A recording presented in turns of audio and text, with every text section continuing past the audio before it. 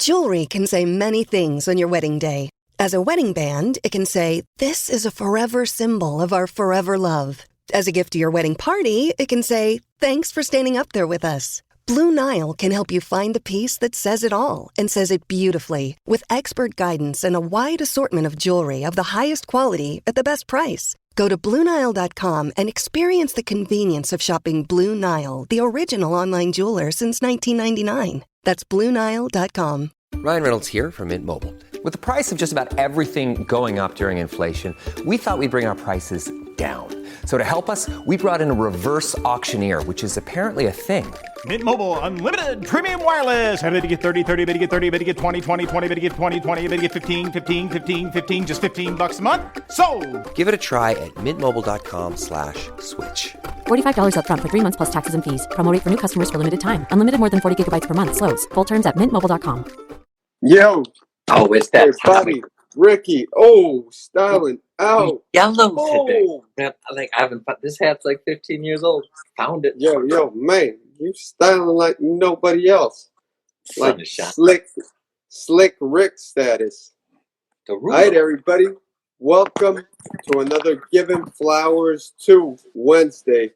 Today, and the Supreme Hall of Famer, through his titanic style and progressive contribution to freeskiing, quality over quantity fits the man well. I'd say through his short 6-year career, his impact is like his body size, colossal. Who else do we have now to introduce to our 4th episode of Giving Flowers 2 than Philou Poirier? Ladies and gentlemen, clap, scream, jump. Bullet, pill who? Make some noise. We're going to get him on. I'm going to roll a split. What the man has to say. Oh, yes. It's been years. You know what I just realized, Philou? I just realized this is our 4th show, and you're the 4th Phil, and I'm fucking stoked. Woo! Adam. Yeah, Philou. Just like the 4th Phil. Oh, I've been waiting for this one. It's been a long time, buddy. Guys.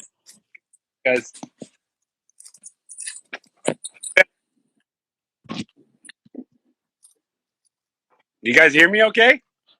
There you go. Now you're good to go. In the shop, I see. Yes, sir. Look at Iberg all styling. For you, my friend. Yellow, Easter yellow for the spring. I like it. And it was Orthodox Easter, I believe, on Monday. How you been, guys? Awesome. How have you been, Philou? Really good, man. Do you know why Phil asked you to come and talk with us? I don't know. You guys are reaching the bottom of the list and you needed someone, or? It's not true at all. So what Phil and I always talk about skiing because he's whatever. That's our link. And he's making cartoons. I'm working on some pet stuff. And once said and done, our bond is skiing. So we're like, fuck, man, why not just go live? And the reason why we did it is like, you know what? I was like, man, let's celebrate the people that made our sport fucking dope. Like, we're still talking about it. I'm here in Minnesota. I'm not doing anything in skiing in the last 6 years, but it's that awesome. So we went through and we're like, man, let's just like, have you ever seen Drink Champs? Nope. So it's a podcast pretty much just about giving legend rappers and icons like a platform to give them their flowers and tell them how dope they are. So I was like, Phil, do you want to start something where we call legends and tell them how dope they are? So the reason why we asked you to be on this show is to tell you how fucking dope you are and give thanks to everything you did in skiing. That's why we're here. That's great, man. Thanks for having me, man. I'm very flattered, actually. Well, Feels pretty good too, man. We're so happy that you're on, man. And for myself personally, you were my first, and probably I told you this before, but you were my first idol, inspiration. Your segment, which I was playing right now, that got cut off from the game, changed my life and really set me on the path and that I am on today.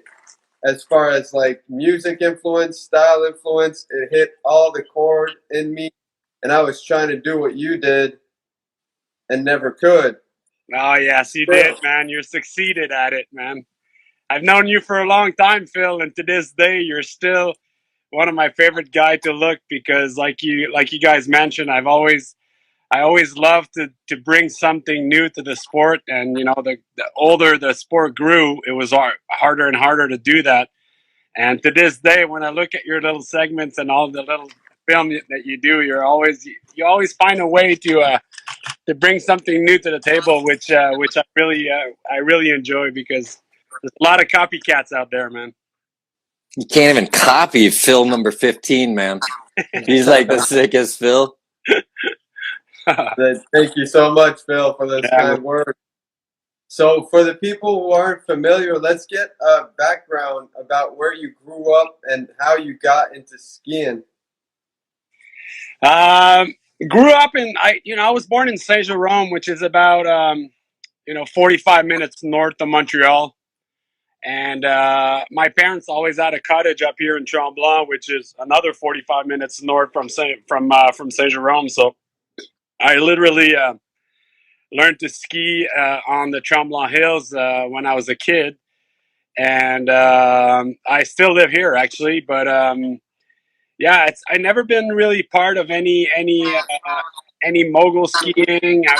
It's always been kind of like free skiing for me since day one because I loved hockey, and I was playing hockey in the morning, usually the weekends, and then I would move to the hill after and do skiing in the afternoon. So since every skiing clubs or competitions or anything like that was in the morning, I chose hockey on top of that instead of competitive skiing. So it's so. What I have a question for you, Philou, because I'm gonna fan out and ask you stuff because we're friends and I don't know so many things. So when you're like, because you're 2 years older than me, and it's mid-90s, and you're not part of a team or organization, and you skate hockey in the morning, who's your crew? Like who else? Because normally in Minnesota, my friends that ice skated definitely weren't skiing or snowboarding. I mean, I always been part of like two different gangs because I was hanging out with the skateboarders a lot, which had, kind of like an influence on me because they were snowboarders in the winter and I was the only skier, but I could still hang out and ride with them on the hill. Then, the hockey guys were definitely not skiers because these guys were, most of them had parents that really wanted to become like pro hockey players and stuff. So they really pushed when they weren't, playing hockey, they'd go out on the rink outside and play some more. And I like to, keep it differently. I like to play different sports, and it's always been like that. Like I have to keep it entertaining or else I have the tendency to get bored, and so I got to switch it up pretty often. So the snowboarders definitely had a big impact on me. All my skateboarding friends, and the other guys that I played hockey with, I didn't really hang out with them. It was more I see them at the rink, and that's it. Yeah. How did you get pass through the forbidden skier park? Like, back then when you started, skiers were forbidden to be in the park. Yeah, you say you have a lot of snowboard homies, but still, how do you make it through and not get beef with ski patrol and such and such? Yeah, that's interesting, man. Because I remember I was just talking about that with I was skiing with my kid, and I showed my daughter who's just turned 6 years old. I showed her the exact spot where I learned my first 360 when I was 8 years old. I did it by myself, just trying over and over. It took me about 3 to 4 tries to get it. But I remember it was a very remote place that had a little side hill kicker that was hidden. And I remember I was more scared of getting caught by the ski patrol than to actually try the trick. And I did, when I first started to do 360 after that, I was doing it everywhere, every bumps that I could see. And I got stopped by a ski patrol. I was, I don't know, maybe 9 years old. And the guy actually took my pass away because he said I wasn't allowed to jump and I was skiing by myself. So I started crying because I thought my dad was going to beat me up because he would have to buy me a new pass. I didn't know how it worked. So I I went to the ski patrol. I was scared. I felt like I was walking in the police station, telling them that I committed a crime. So they gave me, after arguing and stuff, they gave me my pass back. But that's how it was back then. Like, as soon as you got off the ground, you were, you could lose your ticket or your pass. So that changed a lot through the years. But moving to the terrain park was the only place that you could actually go and hit jumps in a legal manner. So it was forbidden to skiers. So I wasn't allowed to go in there. But most of the hardcore snowboard guys were my good friends. So they always let me in the park. But I had to sneak in under a fence, hit the jump, and then come back out, because the ski patrol would wait.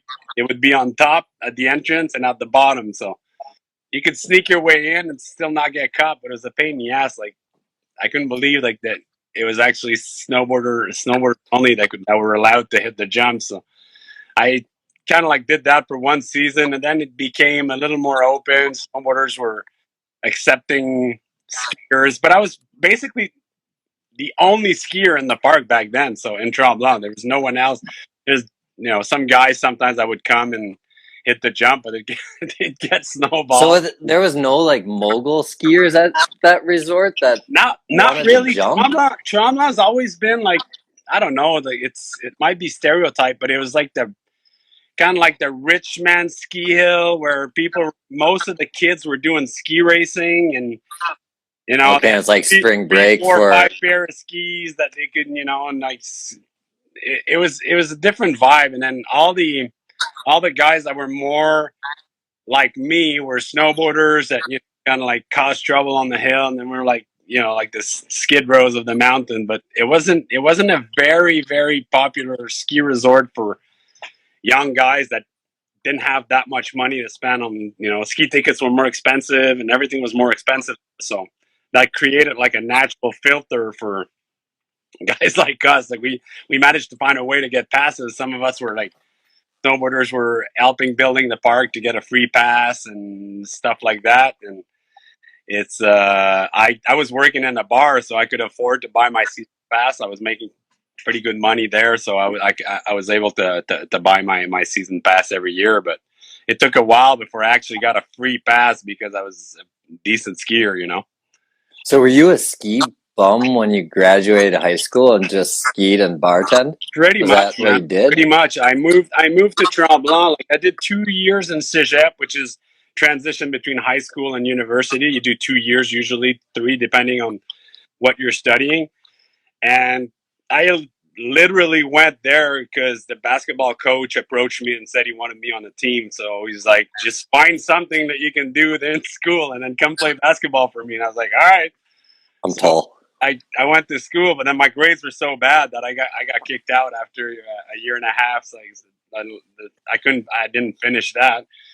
But I moved to Tremblant after that, and the only way I could ski was to find a job that would be at night. So bartending was perfect, or restaurants. I started in a restaurant as a busboy because I could work from 5 to 12, and then go and party at the Caribou and wake up and then ski all day if I wanted to. So and it was also good money coming out of school, just to be able to make quick tip money and then just hang out and go out to the bars. And that was literally my lifestyle. And I had dreams of making it somehow in the ski business, but it was really hard back then. You had Glenn. So here's I want to get to this quick because it's 97 now, and you're 19 years old. Yeah, and you're 2 years like just got out of school. You're kind of ski bumming.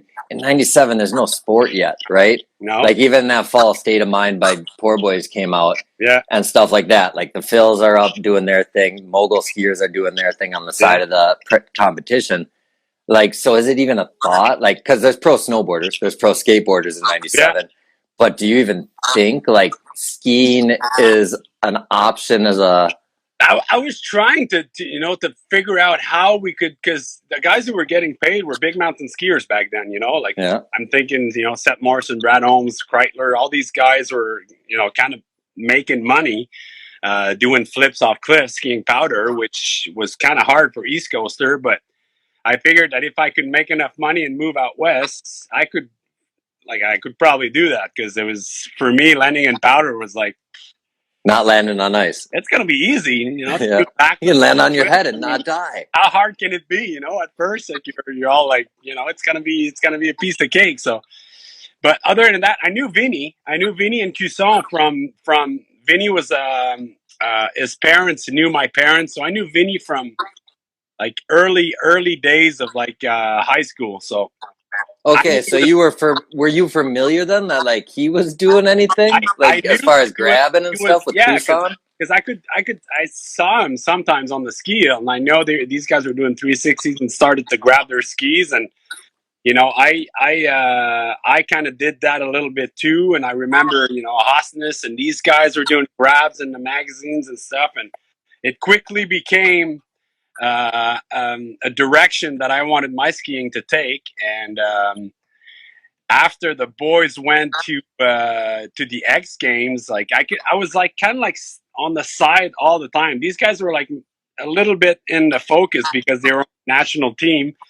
They got they had the lights on them already a little bit, but I was more like hidden on the side. But I was always always there learning the new tricks that these guys were doing, and I just never had the camera or anything on me.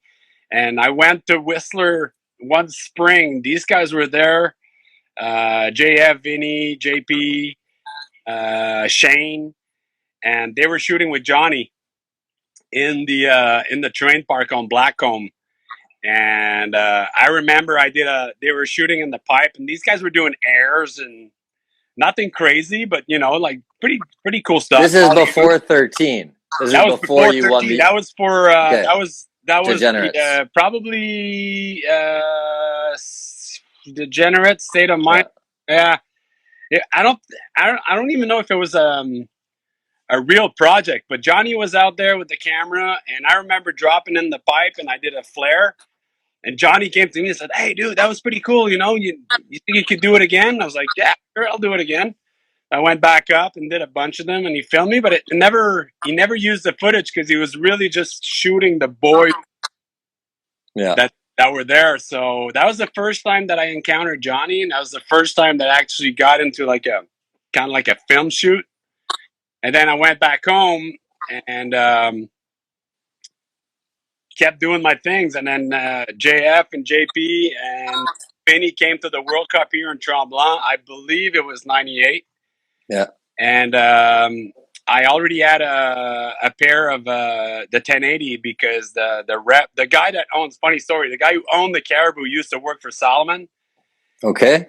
And he was good friends with the Canadian team manager, so he got me hooked up pretty quick. Before the guys didn't even know that I was kind of like on the program, but I had boots, I had bindings and skis.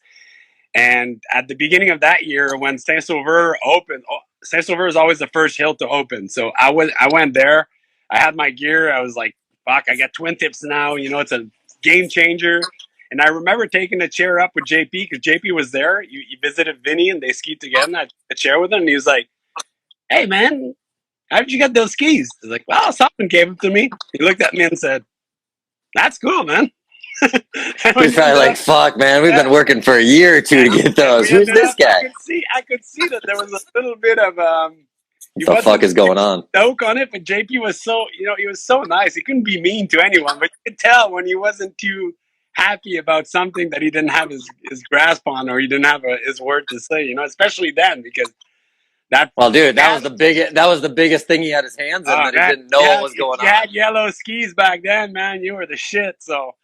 And then I skied with JP that day, and we, it's funny because that's early days, like 98, like fall.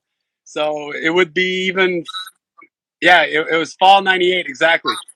And JP and I were challenging each other at doing 360s both directions back then. And JP's like, "Yeah, you can do it left, and you do it right." What did you guys call, right. What did you call what was your unnatural called? We called them dark side. Yeah, it was, I can't remember what we called it, but it became unnatural, obviously, but I never really liked that term because to me, from a pretty from the beginning, I wanted skiers to get rid of that name and be like, it's got it doesn't have to be unnatural. It should. Oh, we're gonna get there with back-to-back 9s. Yeah, you and proved I it. pushed really hard trying to get left side and right side from the early days. I was like, it should be left side, right side. It doesn't need to be an unnatural way. And it got, pretty big arguments with some Tahoe boys. I remember with PR and these guys. They're like, no, it's not your natural way to do it. And it's so fun because is it natural to slide on a rail? Is it natural to put skis on your feet and go down a mountain? Everything's kind of unnatural when you think about it. That's true, man. But yeah, no, I wanted it to be from day one. I wanted skiers to be able to spin both directions. For me, it was really important. If you look at my segments back then, you'll notice that I do stuff like both directions from early days. And you and Rex Thomas, man. Yeah, always try to push the direction that to give more opportunity and more possibilities on tricks. Obviously, that open a brand new possibilities, and then just spinning on one direction, And now it's cool because you see it now. Guys are doing crazy tricks both directions, which to me is out of the world now because it seems so crazy to be spinning double flips, triple flips on the right side and doing three, 4 spins. It's crazy. People are crazy. And from then, like 98, you meet GP, Vinny. You're kind of inducted to the whole Freeski scene. And then 99, you get to start filming your first video part with Voice Production. It actually started in 99. I was trying to figure out a way to be able to compete against those guys because, it was a very closed circuit. You had the X Games, but the first X Games were invites only. And I wanted to be, I did some local competitions with the Phils that came up to Tremblant and stuff like that. But I knew I had some stuff that I could do to compete against the big boys, but there was windows of opportunity. So 99 US Open was the only competition that you could register and everybody could show up and just, try to think, there you go. That's the shot right there. That was the 99 podium. If you could go to US Open, register, and if you did well, you could compete against the big boys and make a name for yourself.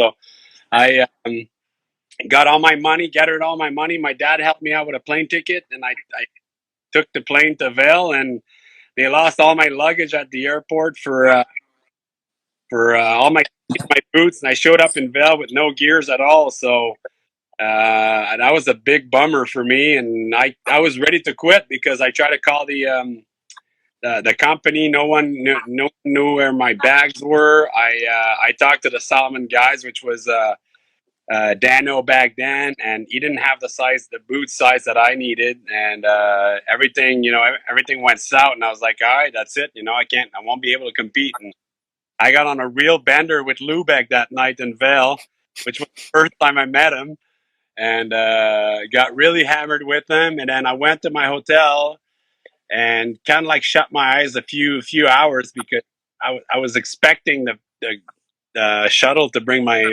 equipment, and nothing showed up. And for a reason I ignore, I got up that morning and I went and I said, you know what, I made it all this way here.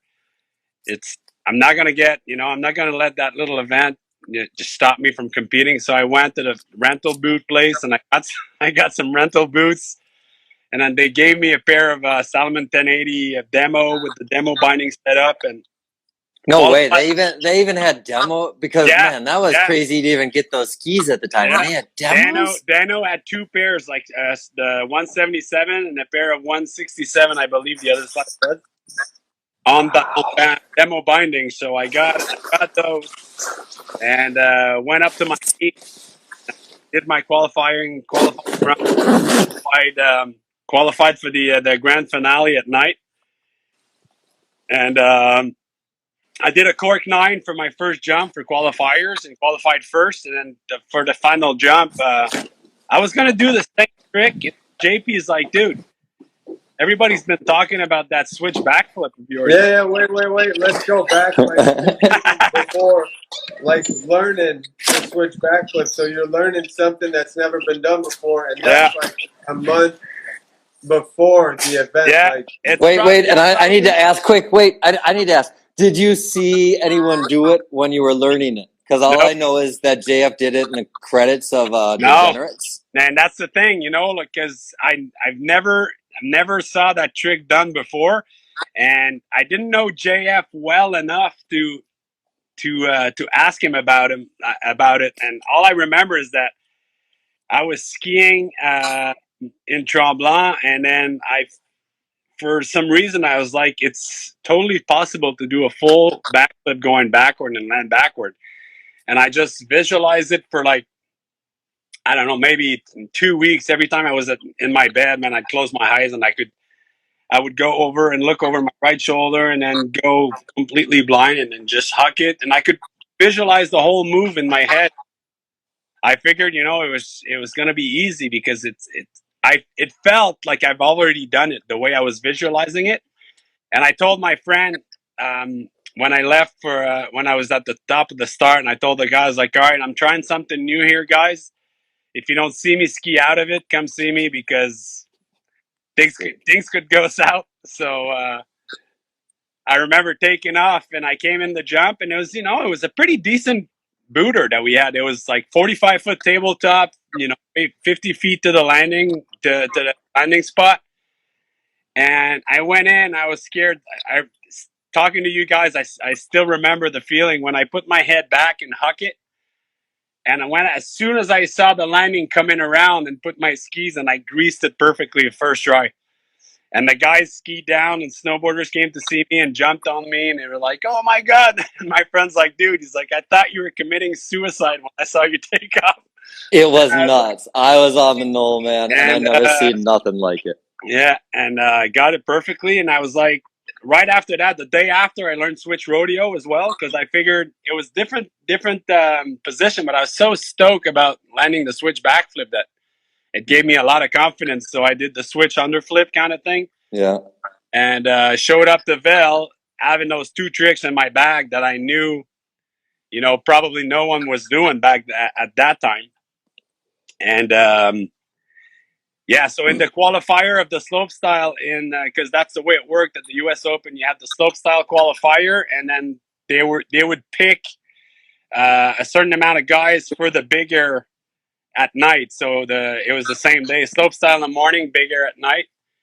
And didn't do the trick in the qualifier because I wanted to, just to save. And I figured I didn't need that to qualify. And when I did the 900 in the finals qualifier, I was going to do that again because that's what JF told me to do. He's like, "Dude, do it again." It was super clean. And I was like, "Yeah." He's like, and JP's like, "No, dude, you're kidding me. If you have the switch backflip, you got to do that, man. It's going to blow everybody in." Wait.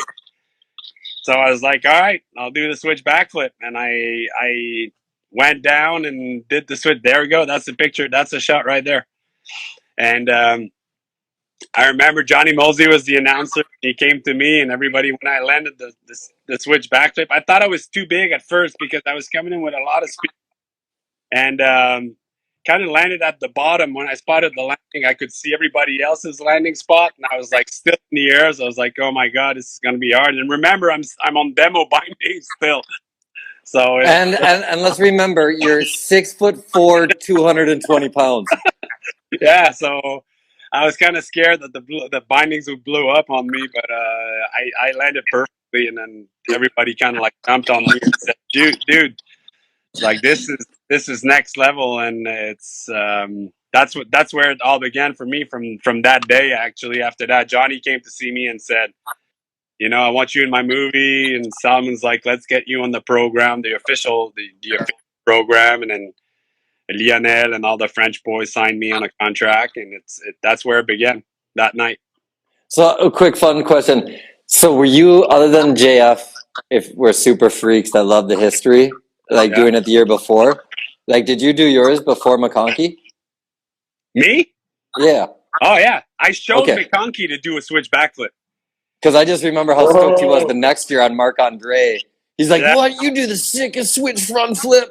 And so I never knew your story. Yeah, because actually that year in '99, we went in the spring. We went to the Super Park in Mammoth, and that's the first time I met Shane McConkey, and I was starstruck, man. He was like one of my idol from way back, and his mom was there. And he introduced me to his mom, and I wish I could still have the camera, because I had an old handy cam that I brought there to film some footage of like all the boys, because Blake was there as well. Wayne, that was the first time I met him in my life, man. Yeah. First time on a motorcycle. I was so stoked. It was crazy. But Shane McConkey came to see me, and he said, "Hey, I want you to come in the small park with me, because I want you to teach me how to do a switch backflip." And I was like, dude, yes, sir. Got it. No problem. So I went went in the park, in the Mammoth Park with him, and did a couple on like a 25-foot tabletop just to show him how to huck it and how to do it. And then he ended up doing a couple, and then we went back to the Super Park, and then McConkey's like, "I want you to switch back that jump down there." And I was like, all right. It was like I can't remember what they called it, the Interceptor or something like that. It was like a 65-foot tabletop, pretty big. Yeah. And windy as Mammoth is always, you know. And McConkey kind of like challenged me to do it, and then I ended up. Wait, was this the monster jump that he overshot? No, that wasn't that Okay. one. It was it was a pretty big jump, but it wasn't that big jump that him and I forgot they named every jump. You just brought it back to my head. Every jump had some nickname they gave. had a name for every jump. So I did a switch back off that jump. That was the biggest one I've ever done. So it's you know, like after that, I talking to JF, he's like, "Yeah, I did one off kind of like a mogul kicker," and I was like, "All right, you know, I think time wise, JF did it before me for sure." But I was definitely the first one to do it off of like a real jump, and in competition as well. But you know, back then we didn't have the internet, so it wasn't for me. It wasn't possible to know that JF had done one in Japan, and that no, and you had to be such a fan. Like I watched Degenerates a million times and would watch through the credits. So I mean, me as loving the like, it's very rare. That's why I wanted to like ask you and figure out the timeline in that 1 year time period from JF to you to McConkey. I mean, there's a million new tricks every day, so it's just kind of fun to figure it out. Picked up like those years. The first 3 years after that were every time we were out, there was someone trying something new, you know, and that's for me, that was really important. That's something that always kept me interested, was to try something new. What's the next new thing that we could do, you know, not simply adding a 180 or a 360 to a trick, but what can we do that's never been done, or how can we do something different, you know, that's going to keep the sport fresh. And that's kind of like one of the reasons where I lost interest and I sort of faded away, is like I wasn't able to do that anymore. Like I wasn't able to come up with new things, and you know, that mixed up with a few injuries was definitely one of the reasons why I kind of like drifted out of the game, you know. So here's one of my next questions. Since we're on first. Oh, go ahead, Phil. How much credit do you owe to the Spider-Man figurine for the switch backflip? You know, that was JP's Spider-Man, you know. JP would carry that with him and try to figure out tricks all the time, and we'd play with him and try to figure out different position in the air, and we would move it so if you take it off axis, would it ever come back to his feet if you keep the axe, you know. It was funny, but it was our way to kind of figure out some of the tricks that we were trying the next day or the same day. Turpin did that too with popsicle sticks, and so did Kai when he was really little. And it's like, dude, man, they always had their popsicle stick G.I. Joe guy. And I was like, you guys are fucking awesome. Yeah, whatever works, man. Whatever helps you figure out what's next, you know? So here's my quick question on more first stuff. You know, it's hard to say people are first to do anything, but like, you were the first guy I ever saw documented or doing hand plants. Like, did you ever see anyone on skis do a hand plant where you're like, that was sick and intentional and I want to do that? Or was it something you did because of skateboarding? I know. Well, I could do it. I could do it off a pretty big quarter pipe on my skateboard back then. And you know what? JP is probably the first one that got one documented, to be honest with you. Okay. Because I did it. It was pretty much at the same time because we were trying it together, and he did one in Whistler, and I was doing it with him, and he got the camera shot, but mine wasn't dialed. I didn't want it in the movie, but after that, I did probably 60 of them for O'Connell for that Oakley poster, which was dope. Yeah, it was pretty cool, and I got some credit too that I thought was very, very flattering from Terrier because he was a big fan of the hand plant on a snowboard. And when I first met him at the X game, he said, "Are you the kid that does the Oakley poster with the hand plant?" And I was like, "Yeah." He's like, "That's a dope shot." And I was, Terrier for me was definitely a high idol to my friends snowboarders, but to me as well, Yeah. Oh yeah, that was a cool shot. O'Connell made me go up, and every time like go back up, do one more, and I did some mutes, I did some safety, I did. I'd say it's your most iconic image in your career.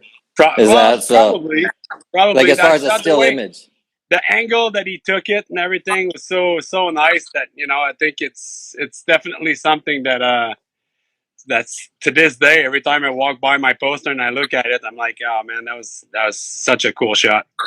Yeah, I think so too. Phil, around those years, the game now we're moving to, you had a song from Cypress Hill, Rock Superstar. Yeah. And in the intro, you're talking about that skiing's your job, and it's definitely like something you love. Yeah.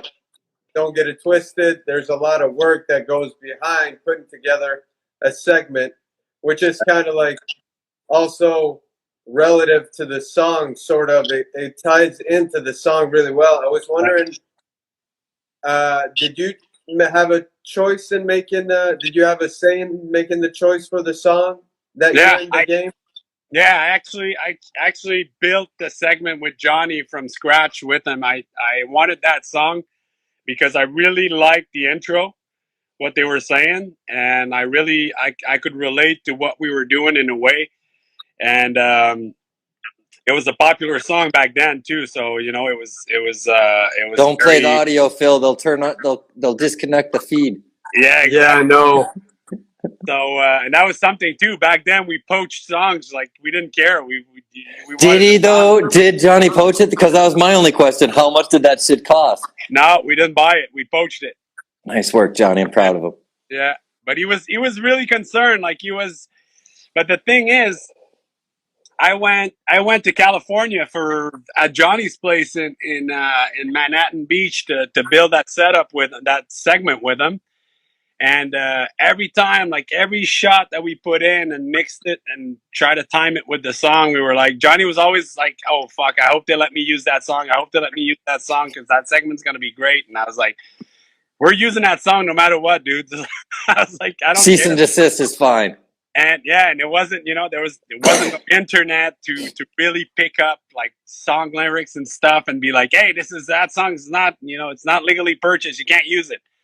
So you have to have someone related to Cypress Hill that kind of like watches ski movies. So the odds were pretty small, Yeah. So we took that song and build that segment from scratch, and it turned out to be to this day, every time I watch that segment, I like how everything is linked with the song, and look over your shoulder, and I'm going backward, and the spin off angle on the rail, and that backflip tail grab 180 you just did. You could do a backflip tail 0 and then fucking revert it like a whip nowadays. That's what Phil and these boys are doing. That actually freaks me out, man. I look at Vincent Gagné and Phil and all those revert fucking pretzel, call it whatever you want.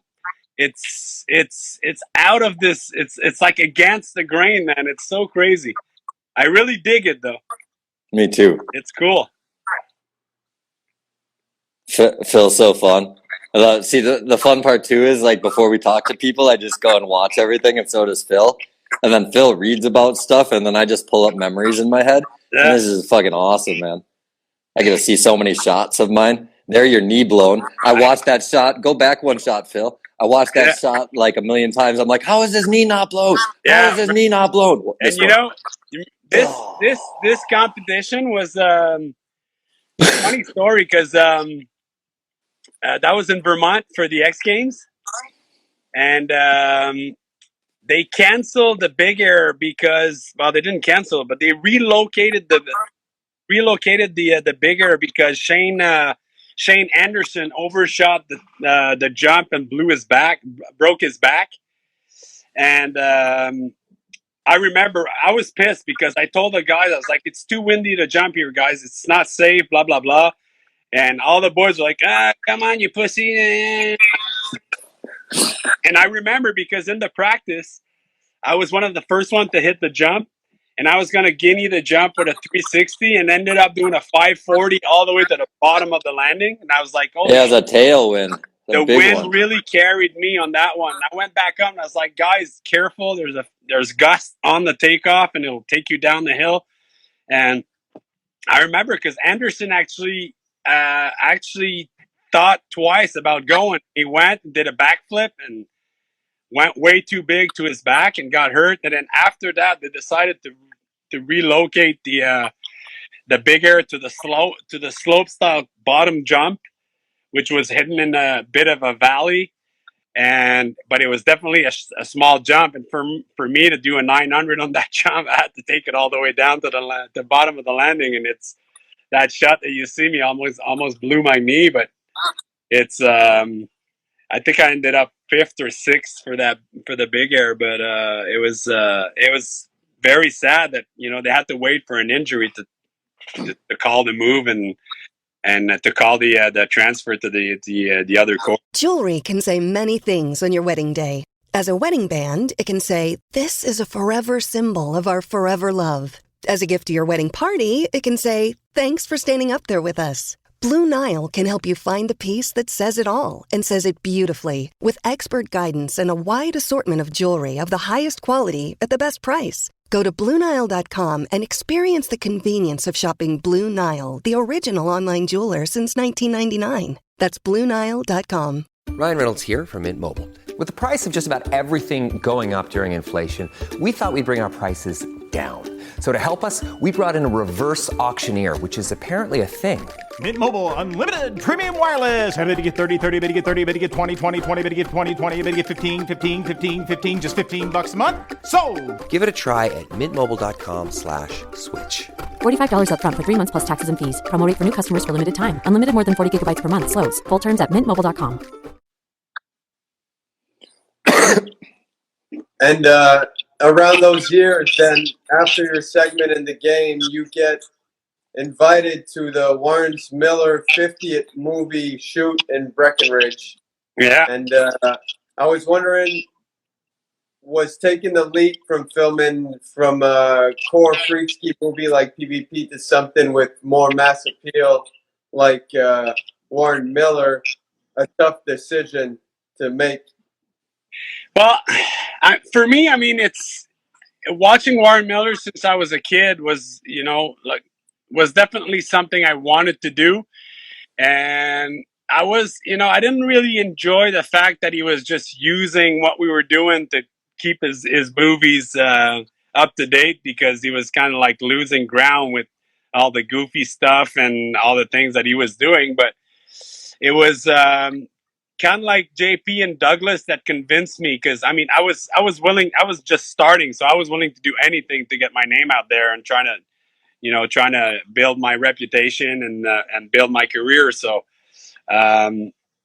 we ended up going to that shoot, and I got hurt pretty bad the second day because I overshot a jump doing a switch backflip and dislocated both shoulders at the same time for the first time. And I remember feeling so awkward because both shoulders were out, and then the left one came back in after maybe 10 seconds, but the right shoulder was out, and I could tell something was definitely wrong with it. And I had to go and put it back in, and that's pretty much, that was the beginning of like the problems that I have with my shoulders while And was skiing. this propaganda year? Was this 2001? No, that would be 13. Holy shit. Okay, Yeah. fuck. So you dealt with that your whole career pretty much. Oh yeah. Okay. Fucking. I managed to figure out, at one point, it's like you kind of like to learn that certain position, the certain movements are going to take that shoulder out. So you kind of like protect yourself. So every time I was falling, instead of trying to save myself with putting my hand on the ground, especially going backward, because the upward movement is what got my shoulder out all the time. So I would take the impact right on my shoulder and, brace it as hard as I could on the ground. And lucky for me, I have pretty strong collarbones because, that was the impact was always basically on my collarbone all the time. It all makes sense now on your crash shots. Yeah. In the game intro, you always take it like a football drop in your shoulder. Yeah, exactly. And that was the way. So how many times in your career did you dislocate your shoulders after that? I stopped counting, man. Probably 30, 40 times. The worst was, well, not the worst, but one that really kind of pissed me off was in Vail 2001 U.S. Open half pipe. I was qualified first for the final in the pipe, and on the second hit, I was doing a right side hit Japan and then a mute. Usually 12 feet out of the pipe on the second hit, and then into a cork 9. And I went a little bigger and a little quicker than I thought on the lift on the wall on the left side. And when I did my mute, I sort of had to do a move because I was off balance and dislocated my shoulder in the air. And I landed and then stopped in the middle of the pipe and tried to put it back in because it was out. And everybody was like, and I have a mini DV shot of JP's at the bottom of the pipe filming me. And he's like, "What the fuck you doing, dude? What the fuck you doing?" And I'm trying to put my shoulder back in, and finally had to ski down the pipe. And it took me half an hour to put it back in. I just want to say right now how dope you are on top of it. I thought how dope you are because you had to do your whole ski style. Like, the reason why I say Phil is so awesome is Casabon, the 20th Phil. It's so awesome because he knows how to fall, right? And it has a lot to do how you like your air awareness, moving your body. Yeah. And you eliminated so many opportunity of saving yourself because you couldn't put yourself in that body position. Yeah. So big up yourself, man, on being able to even survive by not doing what your body's supposed to do. Yeah, that's ridiculous. It was definitely always in the back of my mind every time I would hit a jump. Obviously, the feeling of that was that year in Vail. That's the year that I dislocated the shoulder in the final, and it sucks because I probably would have won that pipe contest because I was boosting bigger than everyone else, and I had the big cork 9 on the right wall. That was pretty good for that year, and I ended up not making the final run because of my shoulder.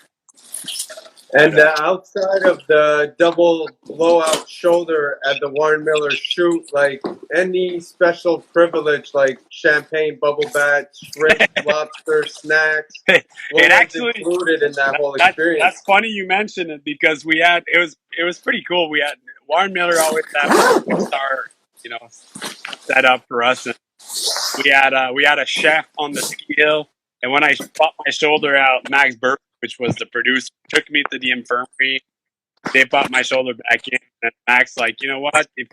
If you need anything, I can upgrade your room. I can send you room service. I can do whatever. And I'm like, nah, I'm fine, man. Just maybe a 6-pack of beers, and I'll be okay. But they were unrolling the red carpet every time we did anything for them. So that was pretty cool, though. Epic. Did you guys get compensated for just being stuntmen at that event? It was actually pretty good. I can't remember exactly how much we were getting paid, but we definitely got paid for every day that we were out there on the hill skiing. And I remember that it was pretty decent for that time. And it was, like I said, it was 5-star, plane tickets, everything paid, room, the shuttle from the airport, the Breckenridge, and A little different than making a movie with Johnny. yeah. Well, I mean, Johnny always kind of like. And I don't mean to single Johnny out. I'm just saying making a movie, because you could say making a movie with me too, right? Four boys, same thing. Four boys that had their name for themselves pretty good back then, because we didn't get the whole enchilada, like they say, but we managed to live pretty good, decent. Johnny had some pretty good hookups and stuff, but I'd say back then MSP had it pretty dialed as well as accommodations, and we'd go up to Whistler. Susan Darch back then was hooking us up with some condos and Matchstick. But Warren Miller was the only company that paid day rate. Oh yeah, still one set so that's why it was one said and done. It's like, no way someone's gonna pay me. It's just not realistic if you're a ski filmer or athlete. And it's for us. I mean, it's not like that anymore. But back then, shooting for companies like that, I mean, our sponsors would sponsor the movie to showcase us. So, that basically how it works. What you were getting yearly was including the fact that you were going to do a decent segment, and be in the popular movies. But we back then we would work a full year trying to get a decent segment out there. And nowadays, I mean, you got anytime you do something cool, it's on the internet right away. And then the next day, you have to reinvent yourself. It's like, all right, people have seen this, and what's next? So it's very. And if you don't do it every day, you're forgotten about. Yeah, you're, and that's funny, because I still talk with Alexi Godbout, and he's from my hometown, and I just did something with him in Douglas right after Christmas, and these guys even keep, like, I didn't know that, but these guys, even if they get hurt, they'll keep shots that they'll keep posting, even if they're hurt, just to try to stay out there, and people don't know that they're hurt, but like, I did this today and blah blah blah, and just to keep it fresh, trying to stay in the loop. So it's definitely a different game now with Instagram and all that stuff. It's probably a lot harder. And so through it all, who's supporting you as far as like outside of yourself? You believe in yourself. Anybody giving you help to deal these contract with sponsorship, or are you the manager of your career at that point and athlete, on and on? I always did it myself, which maybe a bad thing. I could have made it maybe more cash faster, but personally, I like to do it. I thought it was challenging, and having a comparable, all the other guys, we basically knew how much everybody was making in the industry, so it wasn't too hard to do. But you definitely had to stand for yourself and have the arguments. And the first contract I signed with Oakley. Can I stop quick? You're the first person head to toe ever on Oakley outerwear, right? Yeah, I was the first. All right, so big up yourself on that, Philou. I was the first athlete every sport to be sponsored by Oakley Apparel. And I remember it was in Whistler during right before WSI, which I won that year. And Pat Mack was there with Greg Strokes and Pierre Martin, which was a Canadian guy, and we had dinner at Trattoria. And that dinner was for my segment, for my contract negotiating. And I remember they gave me a price, and I was eating my steak, and I was like, well, you guys gonna have to double that. And I was like, And were you serious or were you sarcastic? No, I did. I was awesome. completely serious because they were trying to sign me for both eyewear and apparel. Yeah, and outerwear. You know, street, I was street clothes and outerwear. I was winning. You know, I was on the podium of pretty much every competition that I was entering back then, and I was doing pretty good. My segments were good, and I knew what my value was compared to the other guys. So, and that maybe what helped me a little bit because JF and Vinny and JP, these guys were always signing their contract a little bit before me, and we were all wide open because we knew that if someone was offered more, we could get more, and there wasn't no rivalry in that. We were always kind of like using, how much did you get? Okay, that much, perfect. So I can get maybe a little less than or a little more, or whatever the case might be. But I remember when the Oakley said, "We're going to give you this amount of money," and I was like, "Nope, you guys are going to help that to make it interesting." It's like I already have offer from Spider and then Dragon one. Not Dragon, but Smith was interested, but I really wanted to be on Oakley. I didn't want to be on anybody else, but I kind of used that as a leverage. And then I remember Strokes and these guys did a little get together and they were talking, and then Pat Mack said, "All right, Phil, you got it. We'll sign you 2 years for that amount." And I was like, "All right." I came back to the hotel and I was stoked. I was like, I told Vinny and JF, I was like, "Let's go out, boys." Let me ask you, has a negotiation ever gone so easy since that one in your life? No, probably not. Actually, the Salomon first contract was the easiest ever because Lionel came to me. We were in France, and I was willing to. I asked him for a little less than the boys because I was the new guy, and I was like, I knew these guys were making X amount of money, and I was like, I'll accept. I pitched him with an amount that was a little less than these guys. And he was like, no fucking way, man. I'm giving you the same amount as the boys. You're part of the team. And I was like, all right. That did go better than planned. That was the easiest one ever. I actually didn't have to negotiate. He upgraded me without me asking. So yeah, that was definitely the easiest one. That's awesome. Yeah. And as we move on, trotting on through the years, like what starts to mark the end in your mind to your career? Like how do you foresee the end coming? And are you prepared for the transition? Fan question, quick. Look like? This will set you up for it. How did you end with Solomon? How what? How did it end with Solomon? Because it was a very unique dismantle, right? JF and JP go to Armada. Yeah. And so, like, where are you in this whole picture? And what's your, like, how does that end? I never know that one. It's actually a pretty good story because I negotiated with Bruno a 2-year contract in 2002 and for 2001 and 2002. And he brought me the contract right before the X game in 2001, and it was only a 1 year contract. And I said to Bruno, I was like, you guys did a mistake. It's supposed to be 2 years. And I had a $5,000 upgrade on the second year.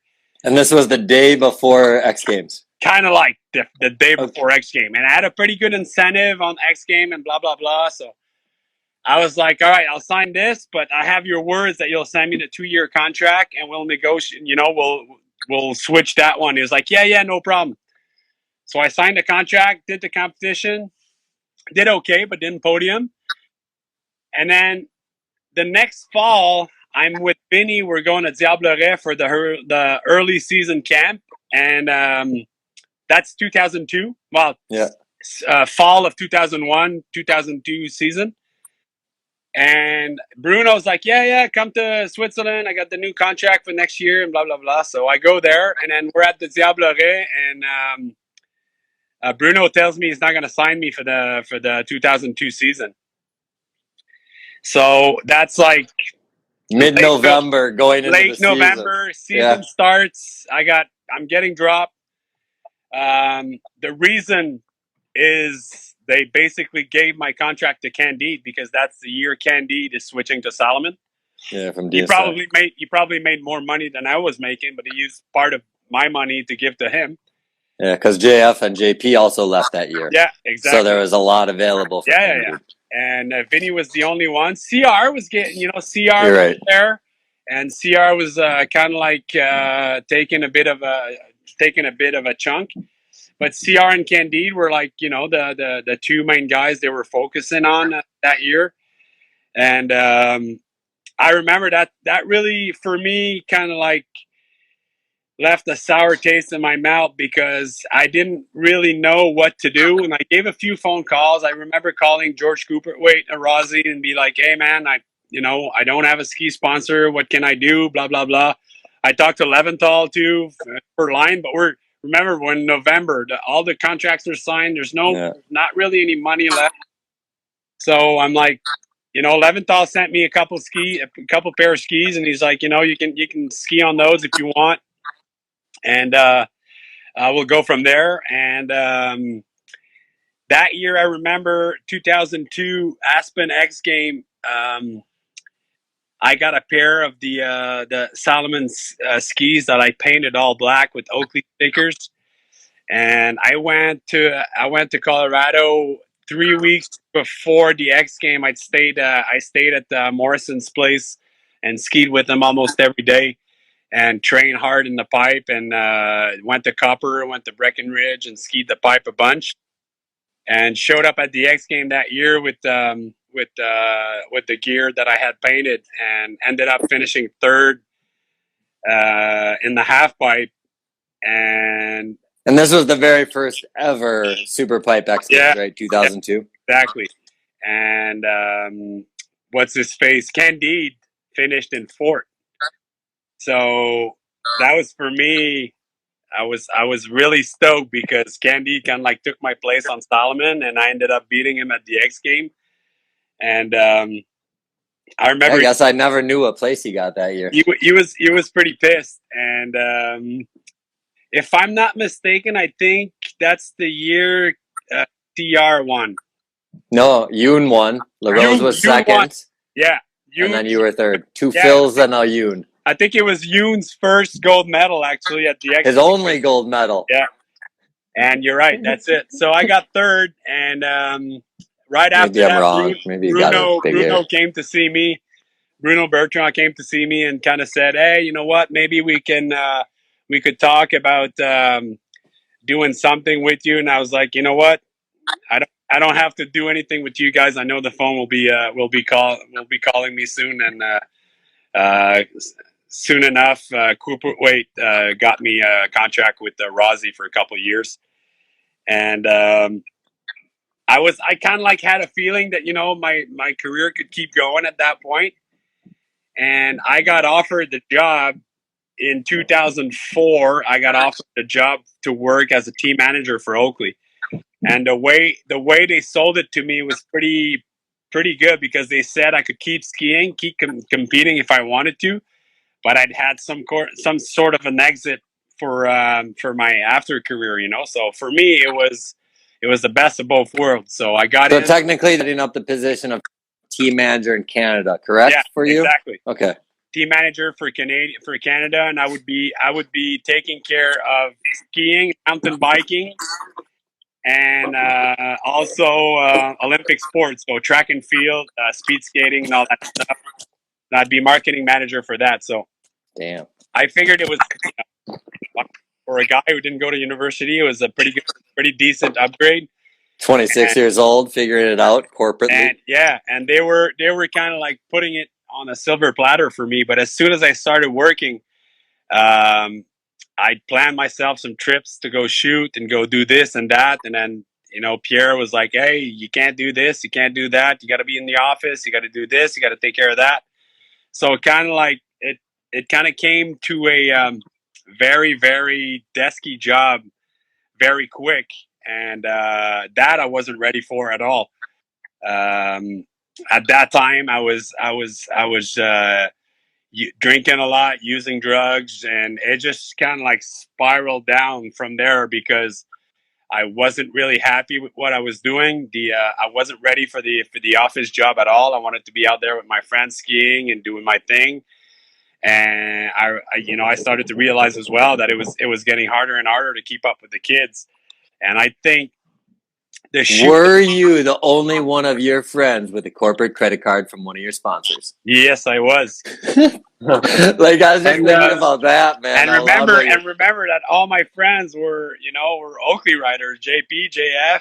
You got to take care of them. Yeah, I have to. And, that's a tough position for a 26-year-old, man. Yeah, man. So I got really out of shape quick, man. I wasn't skiing as much. I was, drinking, partying. If it's during the winter, it was the ski boys, and then in the summer, I met my nemesis, the MTB guys. All the mountain bike guys are basically just like us, just partying their asses off and just riding their bikes. So I fit in the crowd really well and got really drunk and did a lot of drugs with them, and it was really, really dark. At that time, it wasn't that dark, but it became dark really quick because I wasn't taking care of myself, and Oakley obviously saw that. And I wished, thinking about it, I wish that they would have got me help instead of dropping me the way they did, because I was really, really in a dark place. And it was really hard to accept the fact that they laid me off, and I was now by myself, nothing. So were you only a team manager for Oakley, or did you have a contract as an athlete at the same time? No, I didn't have a contract as an athlete, but I still had the contract from Rossi. I was still getting paid for gloves as well from Tobert. I was still getting paid by the Caribou, and I still had some money, but it was definitely really, really hard for me to keep skiing because I never wanted to be the guy that's just like pulling the rubber band till it snaps, Yeah. And the day that I shot with for 1242 with Pep in Sonora, in California, and I saw him land all those crazy tricks backward in the powder, and I was like, that's basically the day that I said, it's over, man. I can't do that shit. And I tried landing backwards in the POW with the equipment that I had, and it just didn't work, That day was unfair for anyone in skiing, and you had to live it in real life. Yeah. Because he did what you said. He spun 540s both ways. Yeah. Not only did he spin both ways, but then he did the shit into POW. Yeah. And I basically, when he did the right side, the left side 540 in the POW, and he came to me at the bottom, and I was like, dude, that was epic. He's like, can you do it wrong? Can you do it right side? And he's like, sure. But, I just did one. It's like, I'm like, do one on the right side, and then ask Johnny to edit it both ways back to back. And he went back up and did it to the right side. And I was like, that's it, man. My career's done. I'm not going to be able to keep up. And that's the thing. Like I said, I didn't want to be the guy to try to reinvent myself and became someone I wasn't, like for me, it was important to always bring something fresh to skiing. And even though I thought I was ready, I wasn't ready at all to quit. But I was like, the day that I'm not able to do that is the day that I walk away. And, I ended up walking away in a bitter way, but it was, that was it. I couldn't do it professionally anymore. Spinning around back, I know I brought us down this rabbit hole, but you just mentioned Pep spinning both ways, and yourself was a big proponent of spinning both ways early in your career. And you're also the first one to do back-to-back nines in the pipe, seen in video. Yeah. And I think we breezed over that. Yeah, we did breeze over it too much because crazy. It is so epic. Yeah, well, and it's that trick to the right side. Like I've landed some way better ones, but Johnny only had that shot. But I've learned that trick the morning of that practice because I wanted something new in my run, and I was like, I'll do right side 900. And I remember Dave Crichton said, dude, it's like, there's no way you can do 9, because I was trying it and ended up doing a 720 and kind of skied out of it. And I was like, if I keep it tucked a little more, I can take it to 9. And it felt so awkward, to be honest with you, the first time I tried it. And did a couple and ended up landing it. So I did it 3 times in my run. And I didn't to be honest with you, I got third in that competition, but I don't think Who won? people didn't realize how technical that those back-to-back tricks were for that time. Who So won? Jordan Monk won. He had Okay. an okay run, but I think the I was that thinking run should have Tuffelmeyer taken. won with 3 hits.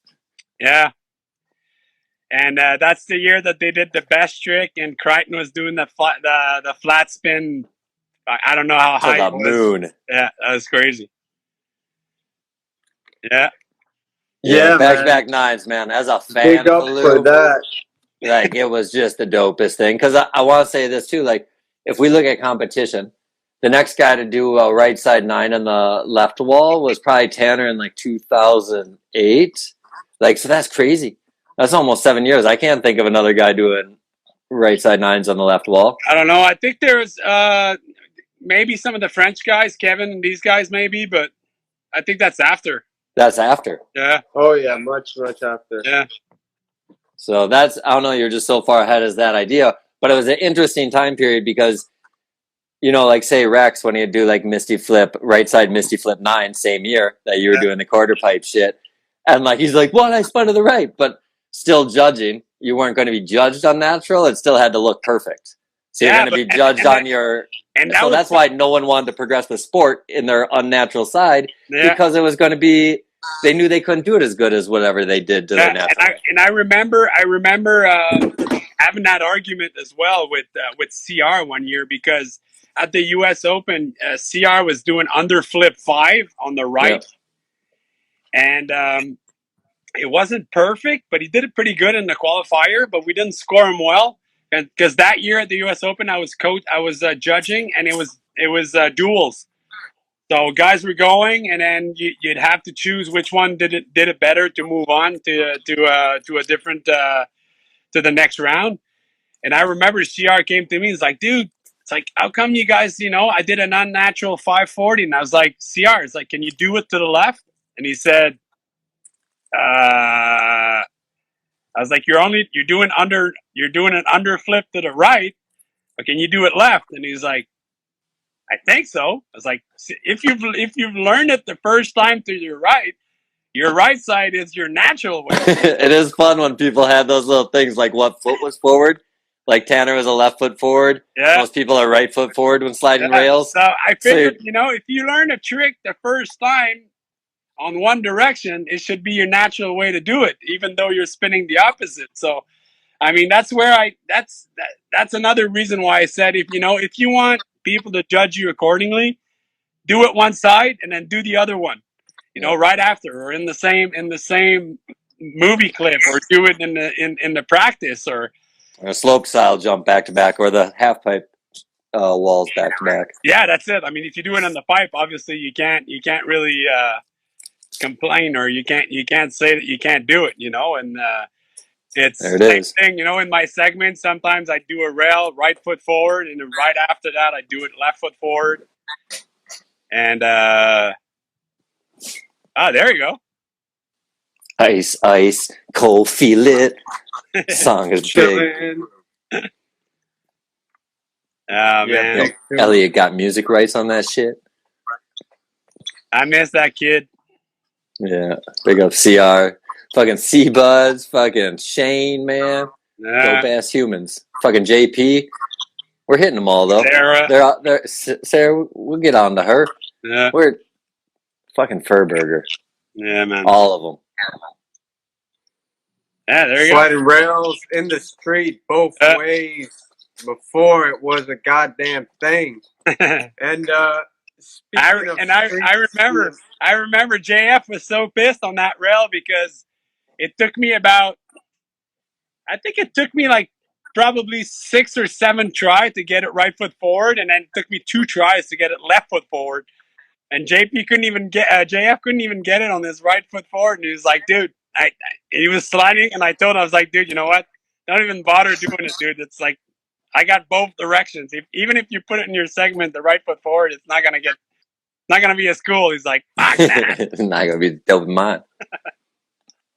So cool. And speaking of street skiing, I think one of your proteges, which was a huge influence for street skiing himself is Frank Ramon, who probably learned from you. Can you speak on that? Like, yeah, influence, Frank, man, he was definitely one of the good street skier back then, man. He kept he was doing very technical stuff, and he was very hungry for to shoot and do different things. He would call me up and say, ask me about some rails that, if I thought that was possible and this and that. And he was definitely a cool kid, which I don't see as much as I was, but he's back he lived in Vegas for a while. Now he's back.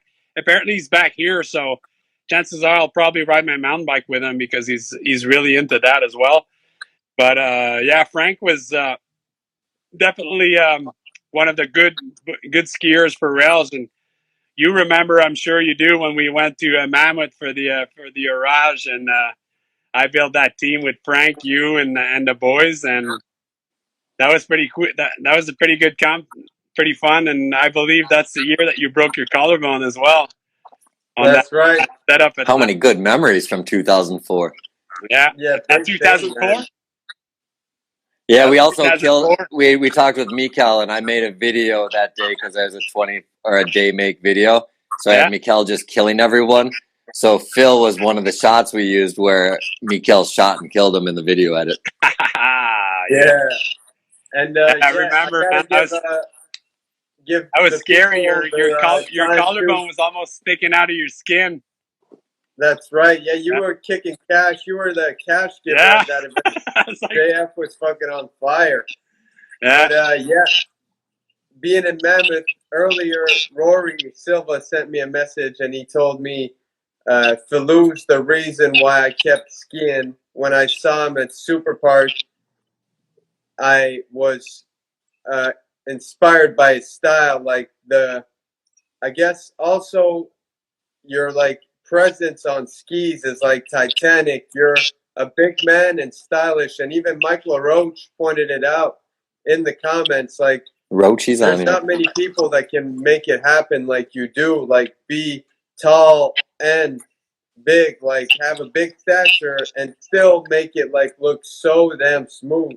Yeah, dude, you made it look dope. Like, it's definitely being bigger for sure makes it harder, because every arm wave, everything's going to be more visible, so it's definitely a little harder to make it look good. I mean, for taller guys, I always was a bit of a technician in a way that I'd watch stuff and be like, I didn't like the position of my arm on that. And, you can tell, you know as well, when you do something flawless, it's no arm waves, no nothing. It feels great. And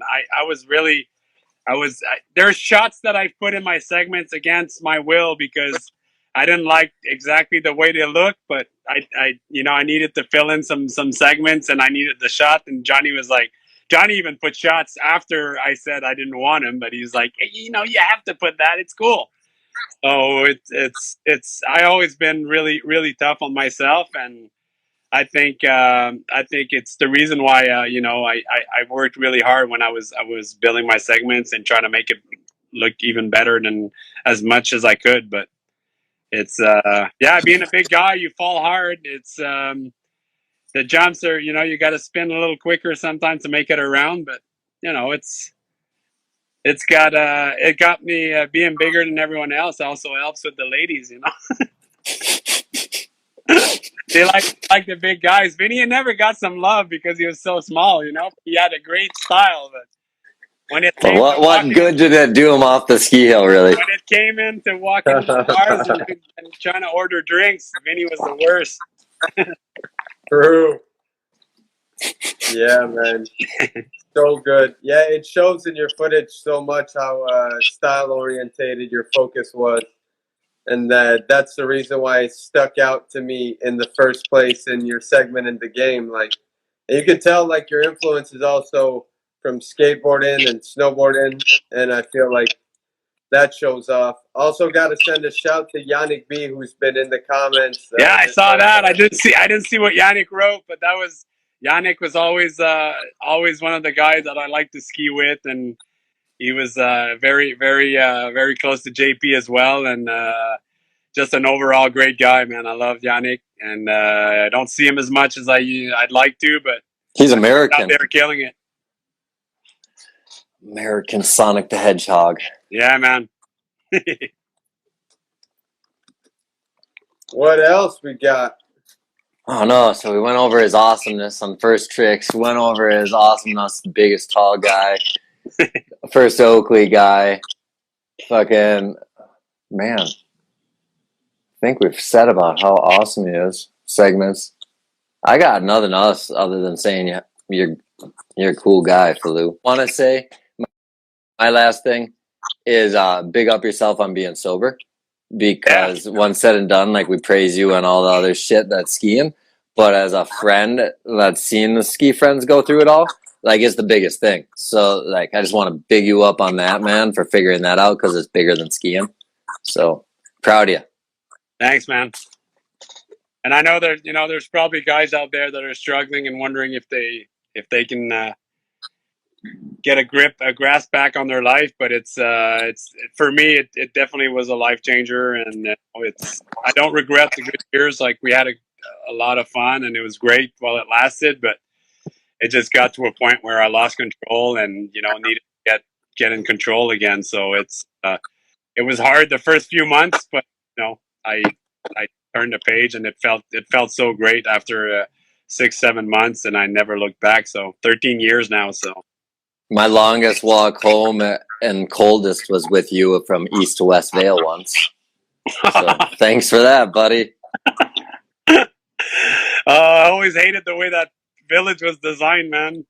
There's a party on the other side, and you live on the other side, and you have to. Oh, man. The bus ain't running when the party's over. Yeah, man. Big up, Philou, for everything you've done for skiing, man. And also, just like as Iberg said, being sober, but also transitioning to so much and being like a superstar and crashed ice on skates, and then transitioning to having a bike shop. You have done it all, and even was a park ranger top tier for Tremblant.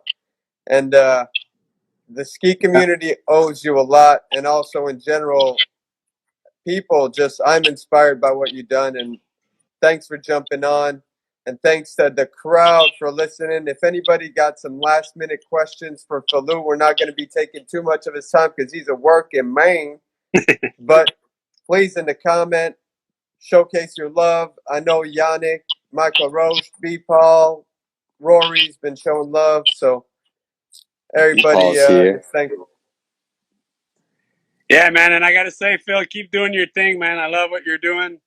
It's very, very inspiring to see that there's guys out there that are still pushing the sport to a direction that I like to see it going, and it's very, very, very cool to see that there's guys out there that are, really, really into it still, and it's more than crazy to realize where it is now, and I'm just happy every time I look at you guys, what you guys are doing, and it's very awesome, man. I wish I could still be in the game, but it's cool to see where skiing's at now.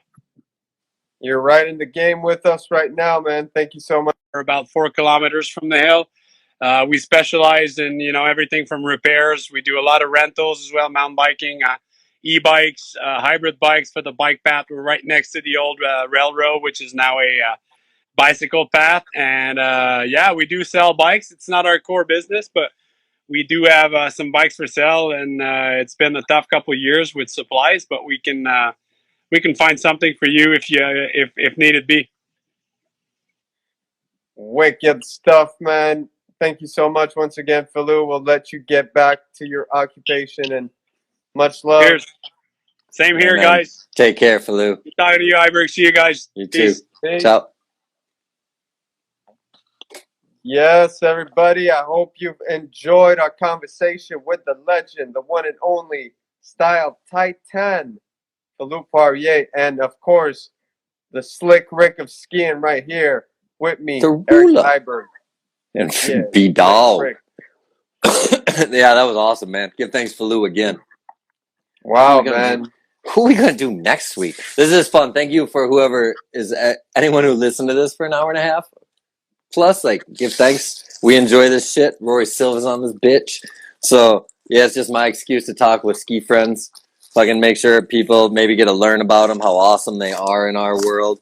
See what books we got in the mail today. They better not have lost shit. But yeah, so that's why we do it. So I don't know if we're gonna be next week. Phil's going on a journey. He's going on a trip. Yo, but everybody, please let us know who you'd like to see, even if we're not short of inspiration to do, but we'd love to have your take on it. So anybody in the comment section, hit us on messages, tell us who you want to see next. And until We're gonna get like week, Greg Tuffelmeyer for sure. I want to get Johnny Cesare. I want to get who else? Chris Osnes, I think I said. We know we gotta get Vinny and we gotta get JF. We gotta get the 3 Phils. There's so many people, man. So many people. We can do this. We're gonna be doing this all the time. This is my weekly ski talk. So fuck yeah. Phil's going to Sweden. Frank Raymond. I don't know if you're on here. Pick up yourself. I gotta find this video and send it to you, man. Have I sent you the dancing Frank Raymond video? Nope, I have not seen this. I will show it to you. It's amazing. It's out there, man. Everyone knows about him. So thanks for everyone who's watching. Yeah, you guys are the shit. B. Paul, Peace, Yannick, Mike LaRoche, Rory, everybody that jumped in, the fans. Much love. And until next time on Giving Flowers 2. Have a wonderful Wednesday. Peace. Peace.